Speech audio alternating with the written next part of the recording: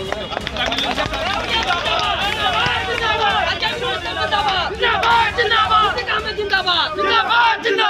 নামাজ আদায় কৰাটো এইটো তেওঁৰ আচলতে এটা ৰাজনৈতিক ভেকুভাও নাহে, কাৰণ নামাজ আচলতে কোনোবাই গৈ নামাজীৰ লগত থিয় হৈ নামাজ পঢ়িলে তেওঁৰ নামাজ আদায় নহয়।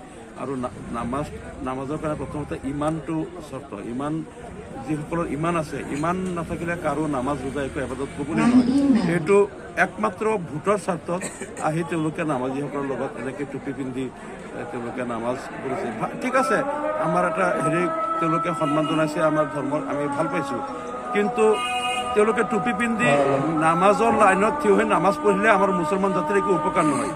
মুছলমান জাতিৰ উপকাৰ হ'ল যেতিয়া জাতিত আমাৰ মুছলমান সম্প্ৰদায় বিপদত পৰে, সেই মুহূৰ্তত এই বিপদগ্ৰস্ত মানুহৰ ওচৰত থিয় হোৱা, এই বিপদগ্ৰস্ত মানুহৰ হৈ কথা কোৱা, পাৰ্লিয়ামেণ্টত তেওঁলোকৰ হৈ তাত আৱাজ তোলা, এইটোহে আমাৰ কাৰণে ইম্পৰ্টেণ্ট। কোনোবা এজন প্ৰদ্যুৎ বৰদলৈ বা গৌৰৱ গগৈ আহি আমাৰ নামাজীৰ লগত নামাজ পঢ়িলে আমাৰ মুছলমানৰ একো উন্নতি নাই, একো লাভালাভ নাই। গতিকে আমি সেইটোহে সুধিম যে যেতিয়া এই চৰ চাপৰি মানুহবিলাক উচ্ছেদ কৰা হৈছিল, তেতিয়া প্ৰদ্যুৎ বৰদলৈ এদিন কিয় নাহিল?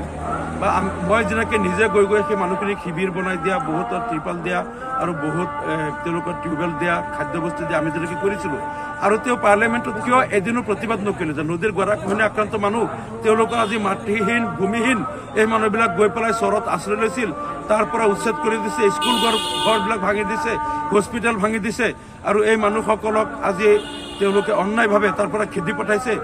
আৰু যেতিয়া NRCৰ সময়ত মানুহবিলাক যেতিয়া অনাই বনাই ঘূৰি ফুৰিছিল, বহুত বৈধ মানুহৰ নাম বাদ কৰিছে, এই কথাবিলাক পাৰ্লিয়ামেণ্টতো ক'ব লাগিছিল।